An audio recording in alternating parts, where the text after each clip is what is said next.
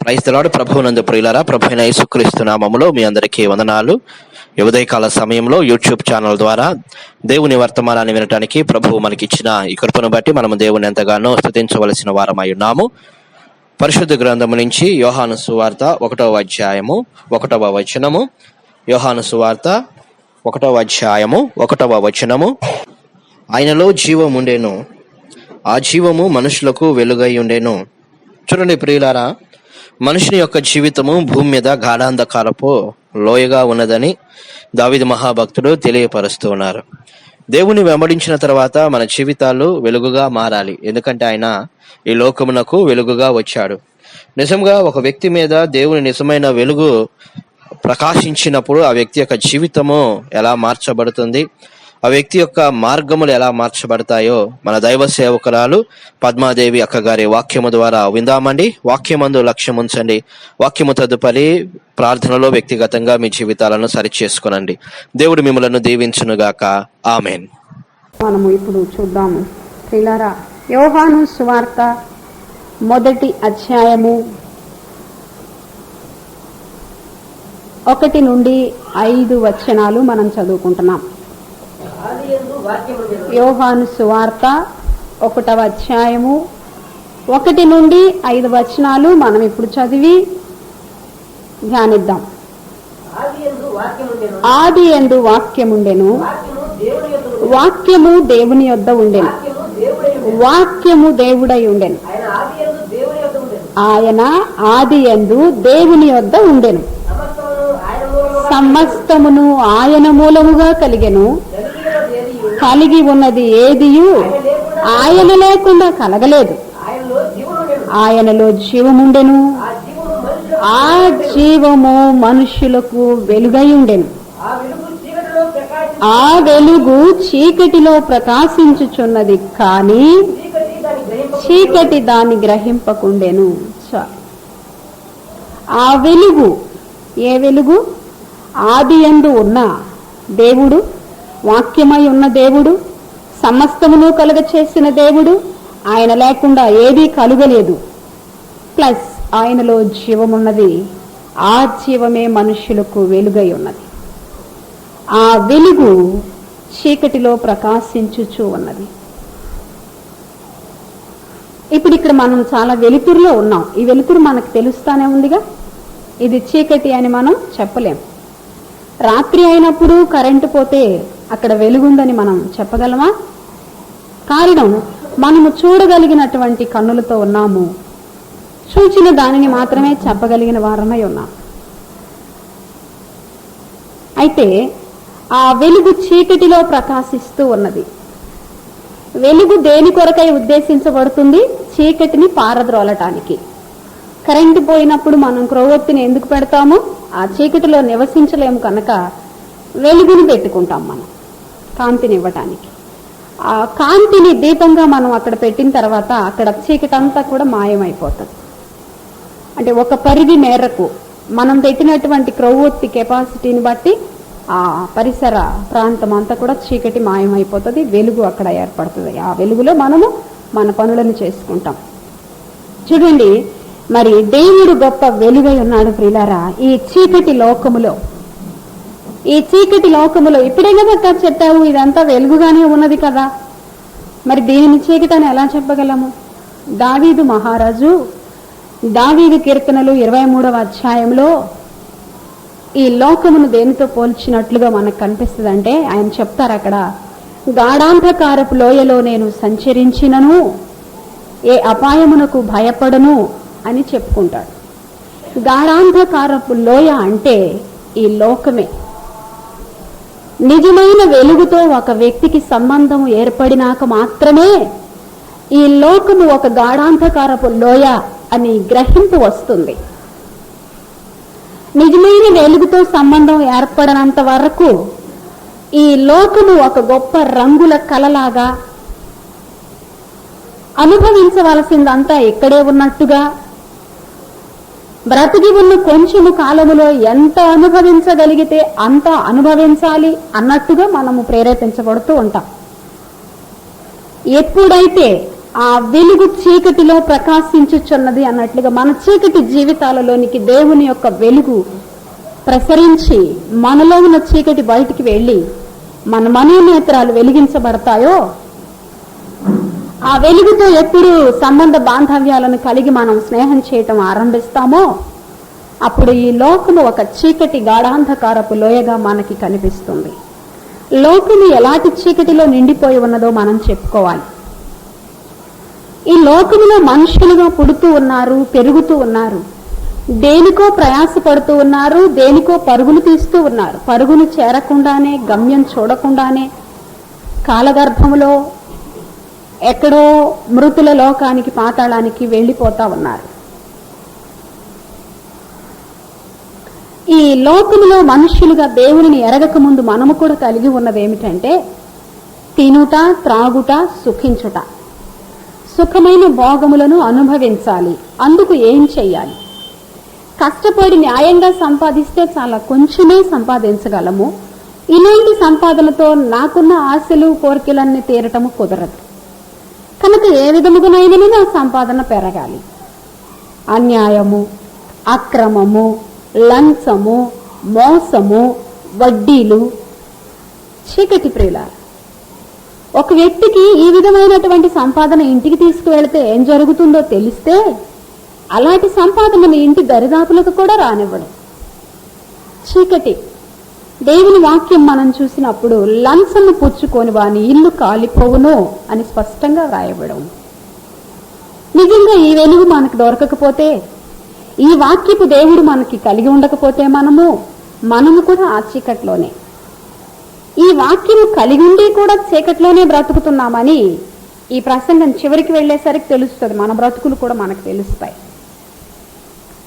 మరి ఈ విధమైనటువంటి సంపాదనను పెంచుకునే విధానాలను మనిషి ఏర్పాటు చేసుకుంటున్నాడు.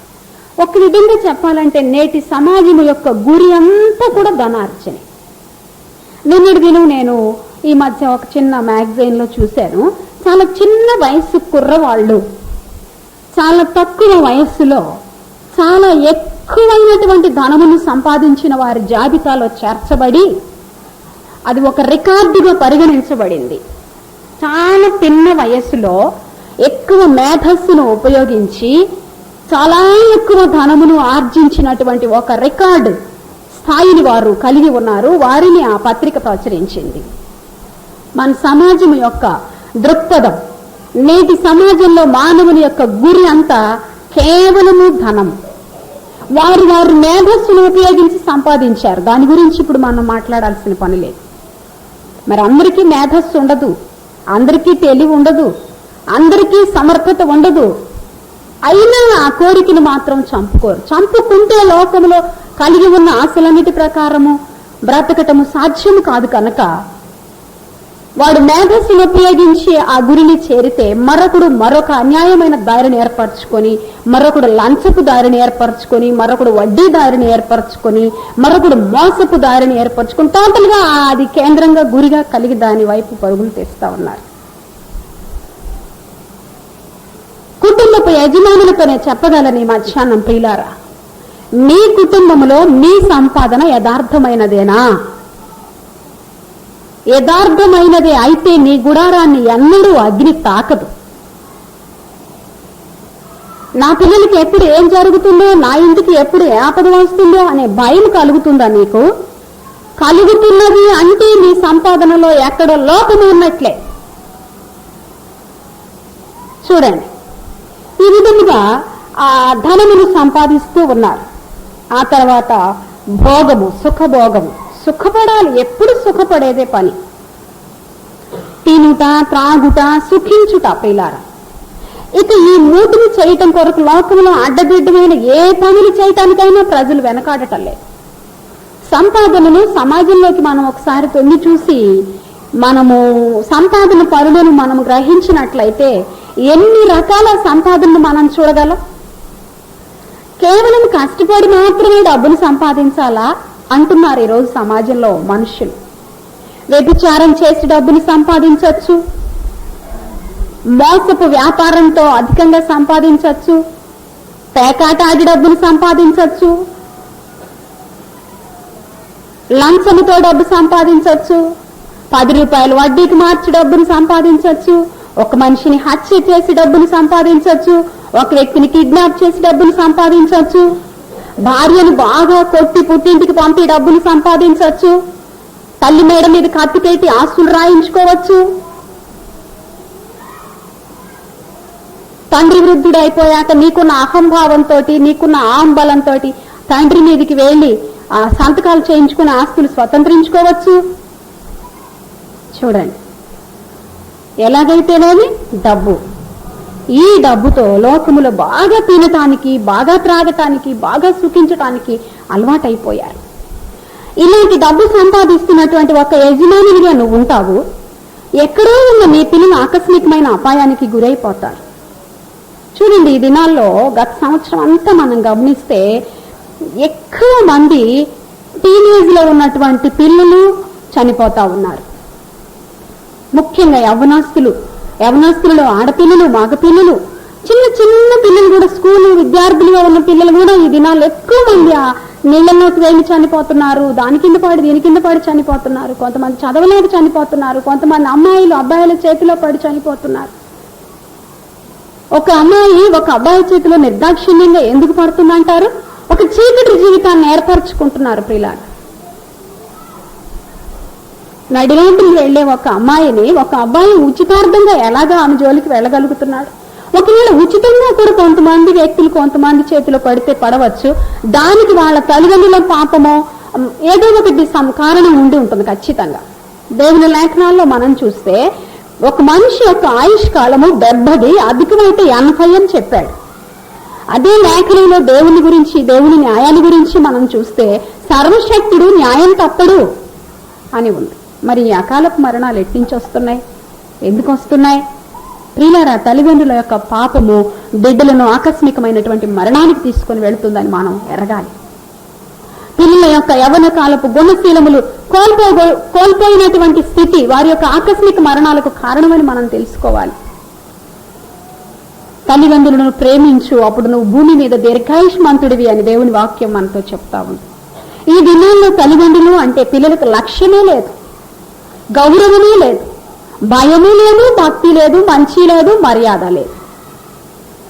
ఎలాగో ఇలాంటి వారు వారి ఆయుష్కాలాన్ని పరిపూర్ణంగా అనుభవించగలరు? అది లేఖనములలో దేవుడు మనకిచ్చినటువంటి ఆజ్ఞల్లో ఒక ఆజ్ఞ అండి. తల్లిని తండ్రిని ప్రేమించు, సన్మానించు. ఈ ఆజ్ఞను నెరవేర్చకుండా నీ జీవిత కాలానికి సంబంధించిందంతా నువ్వు సంపాదించుకుంటున్నావేమో. ఈ విధంగా చెప్పుకుంటూ పోతే లోకం అంతా కూడా చీకటి మయమైపోయింది. ఎలా సంపాదిస్తున్నారో తెలియదు, ఎందుకు సంపాదిస్తున్నారో తెలియదు, ఈ సంపాదనలో ఎంత మోసం జరుగుతుందో తెలియదు, ఈ మోసం మూలంగా కుటుంబాలకు ఎంత చీకటి పట్టుకుంటుందో, ఎన్ని నష్టాలు, ఎన్ని ఆకస్మికమైన మరణాలు, ఎన్ని కుదరని రోగాలు పట్టుకుంటాయో తెలియదు. కొన్ని గృహాలలో కుదరని రోగములు ఉంటాయి. ఎప్పటికీ డాక్టర్ ఎంత వైద్యం చేసినా ఆ జబ్బు కుదరదు. కుదరని రోగము ఎప్పుడు ఎవరికి వస్తుందో అని మనం దేవుని వాక్యంలో నుంచి చూస్తే, లాంఛనలు ఆశించే వారికి, పొరుగు వారిది ఆశించే వారికి, బహుమానములు ఆశించే వారికి ఈ కుదరని రోగాలు పట్టుకుంటాయి. ప్రియుల అదే రోగులు వెనక తరాలకు కూడా ఇచ్చి వెళతారు. తరములకు ఆ వ్యాధి సోకుతూనే ఉంటుంది. ఒక వ్యాధితో మనము వైద్యుల దగ్గరకు వెళ్ళినప్పుడు ఆ వైద్యులు మొట్టమొదటిగా మనల్ని అడిగే ప్రశ్న, ఈ జబ్బు మీ వెనక తరంలో ఎవరికైనా ఉన్నదా? వైద్య శాస్త్రం ప్రకారం ఆ బ్లడ్ లో నుంచి ఈ బ్లడ్ కి వ్యాధి వచ్చిందని నిర్ధారణ చేస్తారు. దేవుని వాక్యంలో నుంచి మనం ఎలా నిర్ధారణ చేయాలంటే, దేవుడు చెప్తూ ఉన్నాడు, తల్లిదండ్రుల యొక్క పాపము 1000 తరముల వరకు, 4 తరముల వరకు కొలిచి వారి ఒడిలో పోస్తానని చెప్పాడు. అయితే నువ్వు దేవునికి భయపడి బ్రతికితే, దేవుని కొరకు నువ్వు భయపడిన బ్రతుకుని బట్టి 1000 తరముల వరకు దీవిస్తానని చెప్పాడు. ఆయన ఎంత కరుణ కలిగిన వాడు. ఈ విధంగా ఈ లోకము ఒక చీకటి మయమైపోయింది. ప్రియులారా, భార్యకు తెలియదు భర్తతో ఎందుకు గొడవలు వస్తున్నాయో. నువ్వు సక్రమంగా ప్రవర్తిస్తే భర్తతో నీకు ఎందుకు పేచీలు వస్తాయి? ఎలా ప్రవర్తించాలో తెలియదు, తెలిసినా అలాగా ప్రవర్తించరు. చీకటి. నేను అతనితో కరెక్ట్ గానే సాగుతున్నాను, అతను నన్ను ఎందుకో ప్రేమించడం లేదు. చీకటి. వెలుగు లేదు అక్కడ. వెలుగు లేదు. ఒక స్త్రీ జీవితంలో దేవుని వాక్యం ఉంటే, వాక్యము చంకలో కాదు ఉండాల్సింది, వాక్యము హృదయంలో ఉంటే ఆ వాక్యపు భయము ఆ స్త్రీకి భర్తతో ఎలా నడవాలో నేర్పిస్తుంది. పిల్లల్ని ఎలా పెంచాలో నేర్పిస్తుంది. ఈ వెలుగు అక్కడున్న చీకటి అంతటిని పారదోలుతుంది. ఇంకా చెప్పాలంటే చూడండి, ఈ విధంగా ఆ వెలుగు చీకటిలో ప్రకాశించుచున్నది, కానీ ఆ చీకటి దానిని గ్రహించటం లేదు. ఈ లోకము ఒక చీకటి గాఢాంధకారపు మయమైపోయింది. ఈ చీకటి లోకములో దేవుడు తన వెలుగును ప్రకాశింపచేస్తూ ఉన్నాడు. యోహాను సువార్త 3వ అధ్యాయము 19వ వచనాన్ని మనం చదువుతున్నాం ఇప్పుడు. యోహాను సువార్త 3వ అధ్యాయము 19వ వచనం. వెలుగు లోకములోనికి వచ్చెను, కానీ తమ క్రియలు చెడ్డవైనందున మనుష్యులు వెలుగును ప్రేమింపక చీకటినే ప్రేమించిరి. చూడండి, సాక్షాత్తు క్రీస్తు ప్రభువు లోకంలోనికి వచ్చారు ప్రియులారా. సాక్షాత్తు క్రీస్తు ప్రభువు లోకంలోనికి వచ్చారు. తండ్రి అయిన దేవుని ప్రేమను ప్రకటించాడు, దేవుని స్వస్థత శక్తిని విడుదల చేశాడు, దేవుని కరుణను చూపించాడు, దేవుని వాత్సల్యతను చూపించాడు, దేవుని యొక్క పోషించే గుణాన్ని చూపించాడు. అరణ్యంలో 5 రొట్టెలు 2 చిన్న చేపలు సమృద్ధి చేయటం ద్వారా దేవుని యొక్క గుణగణములన్నిటినీ కూడా ఆయన ప్రచురించాడు. ఈ వెలుగు లోకములోనికి వచ్చింది, కానీ లోకము మాత్రం ఈ వెలుగును గ్రహించటం లేదు, ఇష్టపడటం లేదు. కారణం ఏంటంటే ఈ లోకములో మనుషులుగా బ్రతుకుతూ ఉన్నటువంటి మనుషుల యొక్క క్రియలు చెడ్డవైనందున అడ్డదిడ్డముగా. చూడండి, యేసు ప్రభువును ఎరగక ముందు లోకములో అనుసరించే ఏ దేవత కూడా పరిశుద్ధతను మనల్ని కోరలేదు, యథార్థతను గురించి మనకి బోధించలేదు, నీతికి న్యాయమునకు అక్కడ తావే లేదు. వెలుగులో శుద్ధి చేయబడిన, రక్తములో శుద్ధి చేయబడిన మనస్సాక్షి గట్రా మనకు అసలు అర్థమే కావు, అక్కడ లేవు. చూడండి, ఆ చీకటి జీవితంలో సంచరిస్తున్నటువంటి మనుషుల యొక్క క్రియలు చెడ్డవైనందున వెలుగును చూడలేకపోతున్నారు. అవిశ్వాసులైన మనోనేత్రములకు సాతానుడు ఏం చేశాడు? గ్రుడ్డితనాన్ని కలగచేశాడు. చీకటిలో ఉన్నాము అని కూడా వాళ్ళు అనుకోవటం లేదు. చీకటిలో ఉన్నాము, మాకు వెలుగు కావాలి అని కూడా వాళ్ళకు గ్రహింపు లేదు. ఎప్పుడైతే ఈ చెడ్డ క్రియలను చేస్తూ లోకమును భోగముగా అనుభవించాలని మనుషులు కోరుకుంటూ ఉన్నారో, అలాంటి మనుషుల యొక్క మనోనేత్రాలకి ఇదే అదునుగా తీసుకుని అపవాది ఒక చీకటి ముసుగును వేసేశాడు. వాళ్ళకి ఇక మంచి చెడు, పుట్టుక మరణము, ఎక్కడి నుంచి పుట్టాము, ఎలా పుట్టాము, ఎక్కడికి వెళతాము లాంటి విషయాలన్నీ కూడా అగమ్య గోచరం. వాళ్ళకి అసలు అర్థం, ఆ విషయాల గురించి అవసరం లేదు. వాళ్ళకి ఏం తెలుసా? ఒక యవనస్తుడికి ఒక యవనస్తురాలికి పెళ్లి చేస్తే వాళ్ళ శారీరక సంబంధాన్ని బట్టి ఒక బిడ్డ పుడతారు అని తెలుసు. దేవుని వాక్యం తెలిసిన నీకు నాకేం తెలుసు? ఒక స్త్రీ గర్భాన్ని దేవుడు దర్శించినప్పుడు, ఒక గర్భమును దేవుడు తెరిచినప్పుడు మాత్రమే అక్కడ ఒక పిండం ఉత్పత్తి అవుతుందని మనకు తెలుసు. ఈ విధంగా లోకంలో ఉన్నటువంటి మనుషులు ఆ చెడ్డ క్రియలకు అలవాటు పడిపోయారు. చెడ్డ వాటిని ప్రేమిస్తున్నారు, స్నేహిస్తున్నారు, వాటిని కోరుకుంటున్నారు, వాటినే గురిగా కలిగి ఉన్నారు. కనుక ఆ చీకటిలో గణాంధకారములో మునిగిపోయి వెలుగును గురించిన ఆలోచనతో సంబంధం లేకుండా బ్రతుకుతూ ఉన్నారు. వెలుగు ఎక్కడికి వచ్చిందని మనం వింటున్నాం. వెలుగు లోకంలోనికి వచ్చెను, కానీ తమ క్రియలు చెడ్డవైనందున మనుషులు వెలుగును ప్రేమింపక చీకటినే ప్రేమిస్తున్నారు. ఆ చీకటిలో సంచరిస్తూ వాళ్ళ ప్రవర్తనకు, వాళ్ళ క్రియలకు, వాళ్ళ నడవడికకు ఏ విధమైన అభ్యంతరాలు చెప్పని దేవతలను చేసుకుని ఆ దేవతలను అనుసరిస్తూ ఈ లోకంలో అవసరాలు తీర్చుకుంటూ చీకటి బ్రతకటానికి ప్రజలు అలవాటైపోయారు. అక్కడ వాళ్ళ క్రియలు ఏమని తెలుసుకున్నాము? ఆ క్రియలు చెడ్డవి కనుక వాళ్ళు వెలుగుని ప్రేమించరు. చీకటి పాపాలు చేసేవాడికి వెలుగంటే భయం, చీకటి పాపం చేసేవాడికి వెలుగంటే భయం. ఆ వెలుగు చీకటి పాపాన్ని బట్టబయలు చేస్తుంది. చాలా మంది చెప్తూ ఉంటారు, యేసు ప్రభు దగ్గరికి వస్తే కటిక పచ్చం ఉండాలండి. వచ్చిన వాళ్ళు ఎవరు అలాంటి కటిక పచ్చం ఉండటం లేదని వాళ్ళకి తెలియదు. బయట అన్యులకు తెలిసినంత దేవుని వాక్యం తెలిసిన మనకు తెలియటం లేదు. క్రీస్తు ప్రభువు అంటే పరిశుద్ధత అని వాళ్ళకి తెలిసి భయపడి ముందుగానే అక్కడే ఉండిపోతున్నారు. ఇక్కడికి వచ్చి అన్నీ తెలిసి ఏమాత్రం అలా బ్రతకకుండా ఎంత నిర్భయలమై బ్రతుకుతున్నామో ప్రియులారా, ఎంత నిర్భయలమై బ్రతుకుతున్నామో చూడండి. ఈ విధంగా లోకము ఆ చెడ్డతనాన్ని బట్టి, ఆ క్రియలు చెడ్డవైన దాన్ని బట్టి వెలుగును ప్రేమించడానికి ఇష్టపడటం లేదు. దానిని బట్టి ఈ క్రీస్తు ప్రభువు బోధులు, క్రీస్తు ప్రభువు యొక్క మార్గాన్ని, విధానాలన్నిటినీ కూడా ఒక కులానికి ఆపాదించారు, ఒక మతమునకు ఆపాదించారు, ఒక దేశానికి ఆపాదించారు. ఫలానా వారి దేవుడు, ఫలానా మతము ఫలానా దేశం నుంచి ఇండియా దేశానికి వచ్చింది తప్ప యేసు ప్రభు ఇండియా దేవుడు కాదు. ఈ విధంగా ఆయనకు దూరంగా జరిగిపోతా ఉన్నారు, అవాయిడ్ చేసేసారు. ఎందుకంటే అక్కడికి వెళ్ళి మంచిగా బ్రతకలేరు కనుక. చీకటిలో ఉన్నటువంటి ప్రజల యొక్క క్రియలు చెడ్డమైనందున వెలుగును కోరుకోవట్లేదు, వెలుగును దూరంగా పెడతా ఉన్నారు. దేవునికి స్తోత్రము, హల్లెలూయా. ఇది లోకము సంగతి. లోకములో వెలుగు ప్రకాశిస్తూ ఉన్నది, కానీ చీకటి దానిని ఆ లోకపు క్రియలు చెడ్డమైనందున లోకంలో ఉన్నటువంటి ఆ చీకటి కమ్మిన నేత్రాలకు వెలుగును గురించిన గ్రహింపు లేకుండా బ్రతుకుతూ, ప్లస్ చీకటిలో ఉండి చీకటినే ప్రేమిస్తూ, చీకటినే ఆరాధిస్తూ, చీకటి బిలానికి సిద్ధపడుతూ ఉన్నారు. ఇది లోకం పరిస్థితి. నంబర్ 2, రెండో పరిస్థితిని మీతో చెప్తాను. 20వ వచనాన్ని మనం చదువుదాం. అక్కడే, దుష్కార్యము చేయు ప్రతి వాడు వెలుగును ద్వేషించును. చాలు. దుష్కార్యము అంటే మంచి కార్యమునకు వ్యతిరేకమైనది, చెడ్డ కార్యము, ఎదుటి వారికి నష్టమును కలిగించేది, బాధను కలిగించేది, దేవునిని దుఃఖ పెట్టేది ఏదైనా కావచ్చు. దుష్కార్యము చేయు ప్రతివాడు వెలుగును ద్వేషించును. మనం మత్తయి సువార్తలోకి వెళ్లి చూస్తే అక్కడ యేసు ప్రభువు ఈ లోకంలోనికి వచ్చినప్పుడు యూదుల రాజు పుట్టాడు అని చెప్పి సందడి వినపడుతూ ఉన్నప్పుడు హేరోదు రాజు కలవరపడ్డాడు. మత్తయి సువార్త 2వ అధ్యాయము 3వ వచనాన్ని మనం చదువుదాం. హేరోదు రాజు ఈ సంగతి విన్నప్పుడు అతడును అతనితో కూడా యెరూషలేము వారందరూ కలవరపడిరి. చాలు. ఏమయ్యారంట? కలవరపడ్డారట. హేరోదు రాజు కలవరానికి గురయ్యాడు. కారణం, యూదులను పరిపాలిస్తూ ఉన్నాడు అతను ఒక రాజుగా.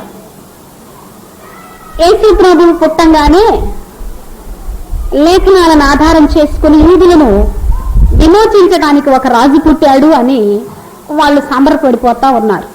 అసలు వాళ్ళకు కూడా ఈ అర్థం తెలుసో లేదో తెలియదు, కానీ మొత్తానికి యూదులకు ఒక రాజు పుట్టాడని సంబరాలు చేసుకుంటున్నారు. హేరోదు రాజుకు కలవరం ఆరంభమైంది. యూదులకు మరొక రాజా నేను కాకుండా? ఎంత అజ్ఞానం అంటే, ఎంత బ్రుడ్డితనం అంటే, ఎంత చీకటి అంటే, ఒకవేళ పుట్టాడే అనుకో, పుట్టినాడు పెరగాలి కదా రాజు అవ్వాలంటే, ఒక వయసుకు రావాలి కదా. కనీసం 25 ఏళ్ళు వేసుకో, ఎంత చిన్న వయసు వేసుకున్నా. 25 ఏళ్ళు ఇక్కడికి నువ్వు ఉంటావో, నీ సర్వీస్ అయిపోయి వెళ్ళిపోతావు. అధికారము యొక్క వ్యామోహము మనిషిని చీకటికి గురి చేస్తుంది పిల్లలు. అధికార దాహం ఎప్పుడు మనిషికి ఉండకూడదు. ఈ హేరోదు రాజుకు అధికార దాహం ఉన్నది కనుక మిగతా అన్ని విషయాలలో తను చీకటికి బానిస అయిపోయాడు, గ్రహింపును కోల్పోయాడు, జ్ఞానాన్ని కోల్పోయాడు, చిందులు తొక్కుతున్నాడు. యూదులకు రాజు పుట్టాడా? ఎక్కడ పుట్టాడు? అక్కడ మనం చూస్తే యెరూషలేములో వారందరూ కలవరపడిరి అని ఉంటుంది. ఆ తర్వాత హేరోదు రాజు ఆ ధర్మశాస్త్రోపదేశకులను వారిని కూడా పిలిపించి, మరి హేరోదు యూదులకు సంబంధించినటువంటి రాజు పుట్టాడు అంటున్నారు, ఆ రాజు ఎక్కడ పుట్టాడు అని చెప్పినప్పుడు 4వ వచనంలో ఉంటది. కాబట్టి రాజు ప్రధాన యాజకులను, ప్రజలలో నుండి శాస్త్రులను అందరినీ సమకూర్చి వాళ్ళని అడిగాడు, క్రీస్తు ఎక్కడ పుట్టినని వారిని అడిగిన అందుకు వారు యూదయ బెత్లెహేములోనే అని చెప్పారు. ఇక్కడ శాస్త్రుల పరిచయాల పాత్ర ఏమి లేదండి, దీనిని మీరు గమనించాలి. హేరోదు మాత్రమే కలవరపడిపోతా ఉన్నాడు. ఆ హేరోదుతో పాటు వాళ్ళు కూడా కలవరపడ్డారు, కానీ ఇప్పుడు మనం చెప్పుకున్నట్టుగా ఆ పుట్టినోడు పెద్ద అయినప్పుడు చూసుకోవచ్చులే అనుకున్నారు శాస్త్రుల పరిచయం. పుట్టినోడు పెద్ద ఒక మానడు, పెద్ద అయ్యాక వీళ్ళు అంతు చూడక మానడని అప్పటికి వాళ్ళకి తెలియలేదు. కానీ హేరోదు మాత్రం కలవరపడిపోతా ఉన్నాడు, తన రాజ్య అధికారం ఎక్కడ చేజారిపోతుందోనని. మరి అనేకులను ఆధారంగా చేసి వాళ్ళని బోధించబడి హేరోదు రాజుకు ఆ విషయాన్ని చెప్పకుండా వాళ్ళ మార్గంలో వాళ్ళు వెళ్ళిపోయారు. హేరోదు రాజు చాలా ఆగ్రహానికి గురి అయిపోయాడు, చాలా కలవరపడిపోతా ఉన్నాడు. ఈ బెత్లెహేములో ఇప్పుడు పుట్టినటువంటి ఆ యూదుల రాజుగా ఉన్న ఆ పసిబిడ్డ ఎవరో తనకు ఆనువాళ్ళు దొరకలేదు. ఎంత అధికారపు వ్యామోహముతో తలక్రిందులైపోయాడు హేరోదు అంటే, అప్పటికి 2 సంవత్సరాల వయసున్న పిల్లలందరినీ కూడా బెత్లెహేముకు సంబంధించిన పరిసర ప్రాంతాలన్నిటిలో ఉన్న కొన్ని వందల వేల మంది పిల్లలను హతమార్చే ఒక రాజశాసనాన్ని పుట్టించాడు. రామాలో అంగలార్పు వినపడింది. ఎంతో మంది తల్లులు బిడ్డలను పోగొట్టుకొని ఘోషగా రోధిస్తారు. ఒక్క యేసు ప్రభువు దొరకలేదని వేల మంది పిల్లలను హతమార్చే శాసనాన్ని పుట్టించాడు. చీకటి ప్రియులారా, అధికార వ్యామోహం. చూడండి, యేసు ప్రభువు సాక్షాత్తు భూమి మీదకి వెలుగుగా వచ్చినప్పుడు ఈ అధికారే కాక ఈ అధికారి ఈ విధముగా కలవరం చెంది ఈ దుష్క్రియకు పాల్పడ్డాడు. ఈ దుష్క్రియలు చేసేవాళ్ళు, అంటే ఇలాంటి చెడ్డ పనులు చేసేవాళ్ళు వెలుగును ద్వేషిస్తారు. లోకములో అధికారాలు వ్యామోహాలు కోరుకునేవారు యేసు ప్రభువును ప్రేమించలేరు, వెంబడించలేరు. హేరోదు యొక్క పరిస్థితి ఇలాగా ముగిసిపోతే ఇక శాస్త్రుల పరిసయ్యుల కాలం వచ్చేసరికి, అంటే యేసుక్రీస్తు ప్రభు యవనస్తుడిగా అయ్యి లేఖనాలను బోధిస్తూ ఉన్నప్పుడు వాళ్ళు అప్పటి వరకు ఉన్న యూదులందరినీ కూడా ఒక మత పెద్దలుగా, మత బోధకులుగా వారందరినీ కూడా ఒక కట్టుబాటులో ఉంచారు. చెప్పాలంటే యూదులను హేరోదు రాజ్యపాలన చేస్తుంటే వీళ్ళు మత బోధకులుగా వీళ్ళని అంతర్గతంగా పరిపాలించడానికి వీళ్ళు ఒక రాచరికాన్ని ఏర్పరచుకున్నారు. వెలుగు ఎక్కడి నుంచి వస్తుందో వాళ్ళకి లేఖనాల ప్రకారం తెలుసు, ఎక్కడికి వచ్చిందో తెలుసు, ఎప్పుడు వచ్చిందో తెలుసు, కానీ పట్టించుకోలేదు. ఎప్పటిదాకా పట్టించుకోలేదంటే ఆ వెలుగు జిలుగు అంటూ వెలుగు ప్రకాశించి గొప్పగా అనేకమైనటువంటి చీకటి స్థలాల్లో ఉన్న ప్రజలను ఆకర్షించుకోవటం మొదలుపెట్టేంత వరకు వీళ్ళు పట్టించుకోలేదు. చివరికి ఈ వెలుగు ఒక మండే జ్వాల వలె నిలబడి ఆ చీకటిలో ఉన్న ప్రజలను, ఆత్మదాహముతో అల్లాడుతున్న ప్రజలను, వేదనలతో, వ్యాధులతో, బాధలతో అలమటిస్తూ ఉన్నటువంటి చీకటిలో ఉన్న వాళ్ళంతా కూడా ఎప్పుడైతే ఈ వెలుగు కనిపించిందో, చూడండి ప్రియులారా, నాకు చాలా ఆశ్చర్యం కలుగుతుంది. ఈ శాస్త్రులు, మత బోధకులు గ్రహించలేనటువంటి దానిని బహు సులువుగా ఈ ప్రజలు గ్రహించేశారు. అనేక మంది ఆయనతో చెప్పారు, ఇతను నిజముగా ప్రవక్త, ఇతను నిజముగా దేవుని కుమారుడే, ఇతను నిజముగా క్రీస్తే, సమరయ స్త్రీ చెప్తుంది. అయితే ఈ వేద గ్రంథాలను, ఆధారాలను ఎరిగినటువంటి ఈ మత బోధకులు మాత్రం ఆ వెలుగును గ్రహించలేకపోయారు. కారణం ఏంటో తెలుసా? అక్కడ కూడా ఆధిపత్యము యొక్క పోరు. ఇప్పుడు ఇంతవరకు యూదులను వాళ్ళు ఆ చట్టములో బిగించి వాళ్ళ అధికార పాలనను సాగిస్తూ ఉన్నారు. అందుకు భిన్నంగా ప్రేమ సామ్రాజ్యాన్ని స్థాపిస్తున్నాడు యేసు ప్రభువారు. అది వీళ్ళకి నచ్చలేదు. అంతే, వెలుగును ద్వేషించడం మొదలుపెట్టారు. సాక్షాత్తు దేవుని కుమారుడు లోకంలోనికి వచ్చి దేవుని ప్రేమను వెల్లడిపరుస్తూ ఉంటే, దేవుని క్రియలను జరిగిస్తూ ఉంటే, దేవుని యొక్క గుణశీలములను ప్రస్ఫుటంగా ప్రజల ఎదుట మరి తన ప్రవర్తన ద్వారా రుజువు చేస్తూ ఉంటే అతన్ని పట్టుకొని చంపటానికి ప్రయత్నం చేస్తా ఉన్నారు. అక్కడ మనం చూస్తాం, చూడండి, తన క్రియలు దుష్క్రియలుగా కనబడకుండానట్లు వెలుగు నొద్దకు రాడు. దుష్కార్యము చేయు ప్రతివాడు వెలుగును ద్వేషించును, తన క్రియలు దుష్క్రియలుగా కనబడకుండానట్లు. ఇప్పటి వరకు వాళ్ళు ఏం క్రియలు చేస్తున్నారు? దుష్ట క్రియలు చేస్తున్నారు. ప్రేమ లేనటువంటి పాలన చేస్తూ ఉన్నారు.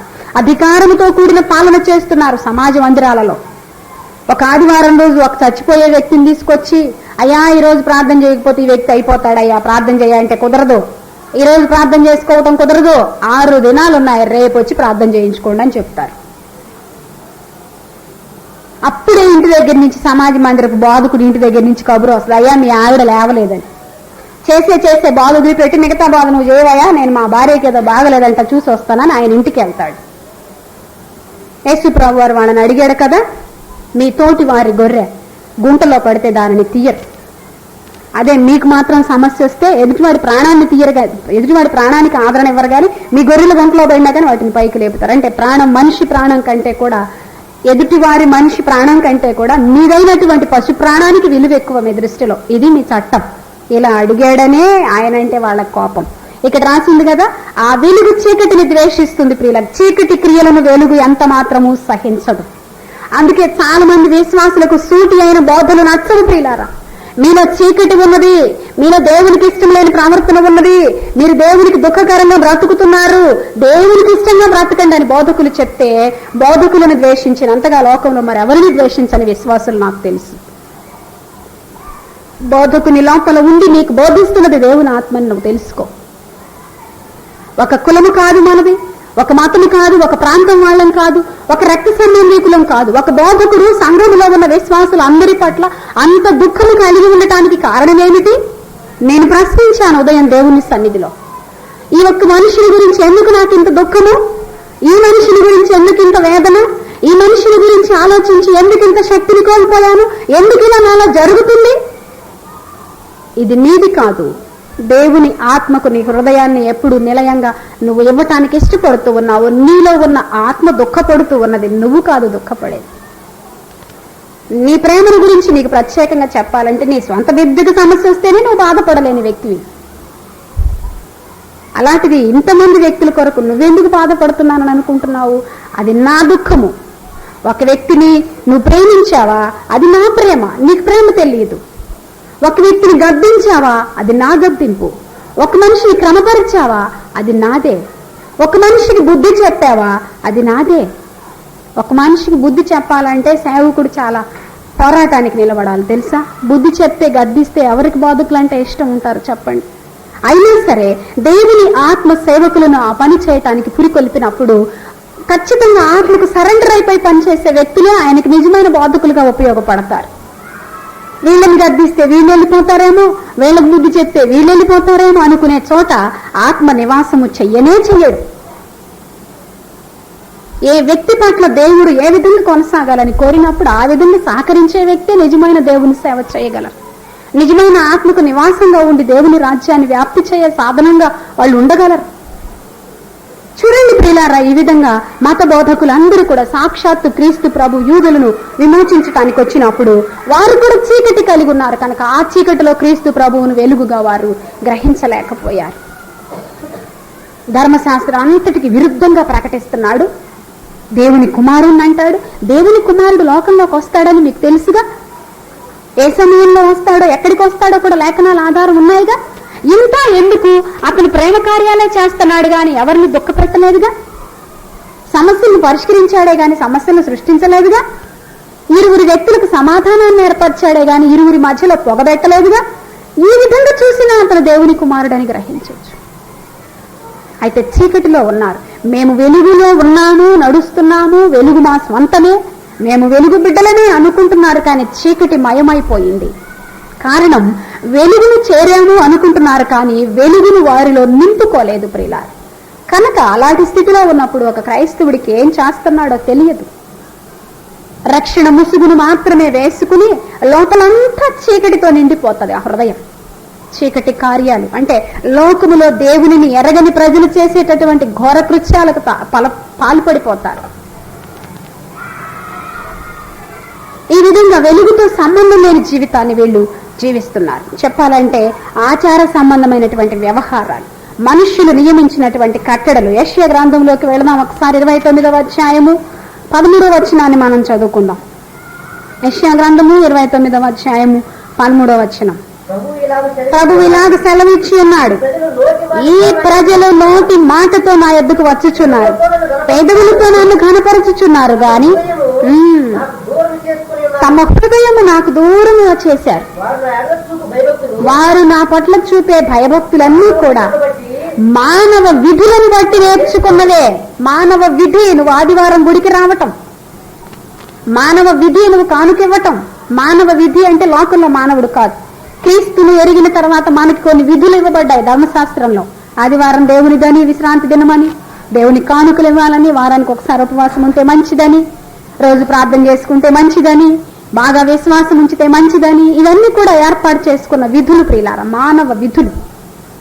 దీనికి హృదయంతో ఏం పని లేదు. డబ్బు ఇవ్వాలంటే, అది చేయాలంటే, ఇది చేయాలని చెప్పాలంటే ఇలాంటి భక్తి అంతా కూడా స్వార్థపూరితమైంది. ఈరోజు ప్రార్థన చేసుకోకపోతే ఏమైనా జరుగుతుంది? ప్రార్థన. ఈ ఆదివారం గుడికి వెళ్ళకపోతే ముందు వారంలో బాగుంటుందో బాగుండదు చర్చి. ఎక్కడొకటి ఒక పూట ఉపవాసం ఉంటే ఆ చర్చిలో అందరితో పాటు నేను ఉపవాసం ఉన్నదాన్ని అయిపోతానులే. విధులు, మానవ విధులు ప్రియులారా, ఇవన్నీ కూడా మనం ఏర్పాటు చేసుకున్నవి. అయితే ఇలాంటి నడకను నడిచే వ్యక్తుల యొక్క హృదయము దేవునికి చాలా దూరముగా ఉన్నది. వెలుగుతో ఎలాంటి సంబంధం లేకుండా బ్రతుకుతున్నది ఇది. చూడండి, మన ఆత్మ, నరుని ఆత్మ యెహోవా పెట్టిన దీపం. ఈ దీపము వెలుగొందటానికి మనకి ఆత్మ దీపము యొక్క సహాయం, అంటే పరిశుద్ధాత్మను మనం నూనెకు సాదృశ్యంగా చెప్పుకుంటాం. బుద్ధి గల కన్యకలు, బుద్ధి లేని కన్యకల గురించి మీకు బాగా తెలుసు. బుద్ధి గల కన్యకల యొక్క దీపాలు చాలా చక్కగా వెలుగుతూ ఉన్నాయి దేవుని యొక్క రాకడకు సిద్ధముగా. బుద్ధి లేనటువంటి కన్యకల యొక్క దీపాలు మినుకు మినుకుమంటూ ఆరిపోతూ ఉన్నాయి. తీరా ఆయన రానే వచ్చాడు. ఇక్కడ మనకి ఏం అర్థమవుతుందంటే మన ఆత్మ దీపము, అంటే ఇప్పుడు మనం క్రైస్తవులుగా విశ్వాసులుగా ఉన్నటువంటి మన గురించి మనం మాట్లాడుకుంటున్నాం. మొదట లోకములో చీకటి ప్రకాశించింది, ఆ లోకం చీకటిని గ్రహించలేదు. ధర్మశాస్త్రం కలిగిన వాళ్ళు కూడా, లోకపు అధికారులు కూడా ఆ వెలుగును చూచి గ్రహించలేకపోయారు. అవి రెండు సంగతులు ప్రక్కన పెట్టి ఇప్పుడు మన సంగతే మనం చూసుకుంటున్నాం. అనేక సంవత్సరాలుగా మనకు దేవుడు తెలుసు, అనేక సంవత్సరాలుగా మనం మందిరానికి వస్తా ఉన్నాం. మరి నువ్వు వెలుగుతో సంబంధం కలిగిన వ్యక్తివై ఉన్నావా? వెలుగుతో సంబంధం కలిగిన వ్యక్తివి అయితే నువ్వు చీకటి కార్యాలు చెయ్యవు. చీకటి అంటే లోకము. లోకములో దేవుని ఎరగని వ్యక్తులు ఎలాగ ప్రవర్తిస్తారో అలాగ నువ్వు ప్రవర్తించు. వాళ్ళు ఎలాంటి అడ్డదిడ్డమైన సంపాదనకు వెళతారో నువ్వు అలాంటి సంపాదనకు వెళ్ళవు. ఇర్మియా ప్రవక్త ద్వారా దేవుడు ఒక మాట మనకు సెలవిస్తా ఉన్నాడు. అన్య జనముల వలె నీ ఉండకుండా ఉంటే, అన్య జనముల వలె నువ్వు ఉండకుండా ఉంటే నిన్ను ఒక ఎత్తడి ప్రాకారంగా, నిన్ను ఈ నోటిని నా నోటిగా చేస్తాననే మాట ఒకటి ఉంది అక్కడ. అన్య జనములలాగా నువ్వు ప్రవర్తించొద్దు రక్షణ పొందాక. ఏ విషయములో కూడా, ఏ ఒక్క క్రియలో కూడా అన్య జనుల్లాగా నువ్వు ప్రవర్తించడం కుదరదేక. అలాగా నువ్వు ఉంటే నీ నోటిని నా నోటిగా చేస్తా, నువ్వు ప్రార్థించినప్పుడల్లా జవాబిస్తా, నువ్వు అడిగిందల్లా నీకిస్తా. కానీ అన్య జనుల యొక్క ప్రవర్తనను మనం విడిచిపెట్టుకోవటం లేదు. చెప్పాలంటే ఈ దినాల్లో నేను ఒక సిగ్గుకరమైన మాటను చెప్తున్నాను. క్రైస్తవుల కంటే అన్యులే చాలా మేలుగా కనిపిస్తున్నారు నాకు చాలా విషయాలు, ముఖ్యంగా బిహేవియర్, ప్రవర్తన విషయంలో.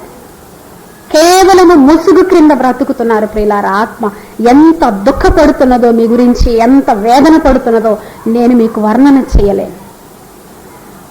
కనిపించే విషయాలలో, ఒక మనిషికి తేటగా కనిపించే విషయాలలో నమ్మకత్వం లేని, యథార్థత లేని, సరైన ప్రవర్తన లేని నువ్వు దేవుని ఎదుట ఎలాగ సరిపోగలవు? ప్రశ్న. చూడండి, ఈ విధంగా ఈ చీకటిలో ఉండు దేవుని ఎరిగి వెలుగు దగ్గరకు వచ్చి కూడా వెలుగుతో సంబంధం లేని జీవితాలు అయిపోయాయి మన జీవితాలు. ఆ వెలుగును మనం నిజముగా గ్రహించి వెలిగించబడినటువంటి మన ఆత్మను ఆ వెలుగుతో నింపుకున్నట్లయితే మనలో ఉన్న చీకటి అంతా క్రమేపీ క్రమేపీ క్రమేపీ బయటికి వెళ్ళిపోతుంది. అంటే లోకములో దేవునికి ఇష్టం లేనటువంటి వ్యసనాలైనా, బలహీనతలైనా, లోకపు ఆశలు, కోరికలు, మోహము ఏదైనా సరే నువ్వు ప్రతిరోజు నిజముగా హృదయముతో దేవుణ్ణి ఆరాధించినట్లయితే, ఆత్మతో సత్యముతో ఆయన నువ్వు వెంబడించినట్లయితే, నిజముగా ఆయన వెలుగై ఉన్నాడని, నువ్వు ఒక చీకటి కోనేరులో ఉన్నావని గ్రహించి ఈ చీకటిలో నుంచి, ఈ చీకటి అంటకుండా నన్ను ప్రత్యేకించమని నువ్వు కోరినట్లయితే ఆ వెలుగు ప్రతిరోజు నీ మీదికి ప్రకాశించి ప్రతినిత్యము నీ ఆత్మను వెలిగిస్తూ, చెప్పాలంటే దేవుని వాక్యము మనకి వెలుగుగా ఇవ్వబడింది. నిన్నటి దినం నాకు ఒక ఆలోచన వచ్చింది. ప్రభువా, దేవుని వాక్యం అనేది మాకు ఇవ్వబడి ఉండకపోతే మా బ్రతుకులు ఏమైపోయేవి? నా మట్టుకు నా బ్రతుకు ఏమైపోయేది? దేవుని వాక్యము నాకు తెలియకపోతే నా యవ్వన కాలాన్ని నేను కాపాడుకోగలిగిన దాననా? దేవుని వాక్యము నాకు తెలియకపోతే ఒక కుటుంబమును నేను నడిపించగలనా? ఒక్క భార్యగా భర్త యొక్క మన్నన నేను పొందగలిగిన దాననా? కానే కాదు. నేను చెప్పాను మీతోటి, బాల్యం నుండి నన్ను ఎరిగినటువంటి మా అమ్మమ్మ నా గురించి చెప్పిన సాక్ష్యం. నువ్వు చక్కగా కాపురాన్ని చేసుకుని కుటుంబాన్ని నడిపించుకున్నావని నాకు తెలిసినాడు నా చెప్పు నేనే మెళ్ళ వేసుకుంటాను. ఎందుకు అలాంటి సాక్ష్యాన్ని పలకాల్సి వచ్చింది నా గురించి? కఠినమైన స్థితి, అనుకువలేని స్థితి, ఒద్దిక తెలియని స్థితి, లోబడలేని స్థితి, విధేయత ఎరగని బ్రతుకు. కేవలం దేహాన్ని మాత్రమే బంధించి ఉంచగలిగింది మా అమ్మ, హృదయాన్ని లోపరచుకోలేకపోయి. పిల్లరా, చూడండి, మన జీవితాల్లో మనము వెలుగును వద్దకు వస్తున్నాము, కానీ వెలుగును మనలో నింపుకొని మన చీకటిని మనము పారదోలుకున్న వాళ్ళము కాదు. చీకటి క్రియలు మనలో నుంచి ఏమాత్రమూ బయటికి వెళ్ళటం లేదు. ఒకటే గుర్తు, నీలో దేవుని ఆత్మ నింపబడి నువ్వు దేవుని వెలుగు చేత నింపబడిన వ్యక్తివే అయితే నీలో చీకటి క్రియలకు ఇక తావు లేదు. నీలో హృదయ కాఠిన్యానికి తావు లేదు.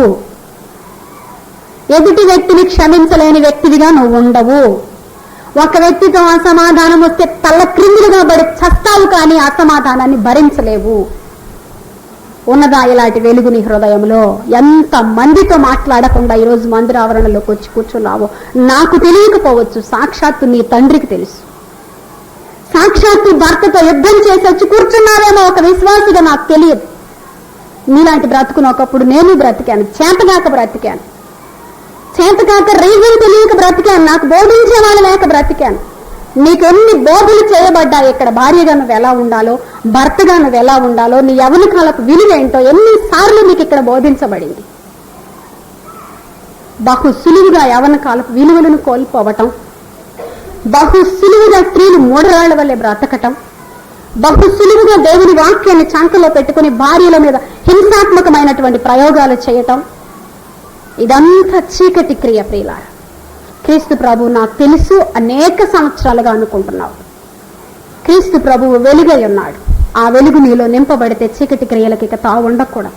చీకటిని నువ్వు అసహ్యించుకుంటావు, విలువరించుకుంటావు. ఆ చీకటి క్రియలు నీలో పోయేంత వరకు నీ జీవితంలో ఒక ప్రధాన సమస్య అదే అయి ఉంటది తప్ప నీకు మరొక సమస్య కనిపించదు.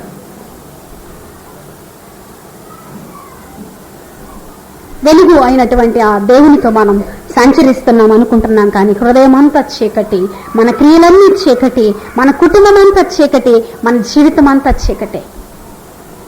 వెలుగుమయముగా చూడండి, వెలిగించబడిన దీపాలుగా మనము ఆయన యొక్క ఆత్మతో అనుసంధానము కలిగి ఒక ప్రజ్వరిల్లు జ్వాల వలె మనం ఉండాలని ఆయన కోరుకుంటున్నాడు. కనీసం ఒక చిన్న రూపాయి క్రొవ్వొత్తి వలెనైనా నువ్వు బ్రతకాలని ఆయన కోరుతున్నాడు.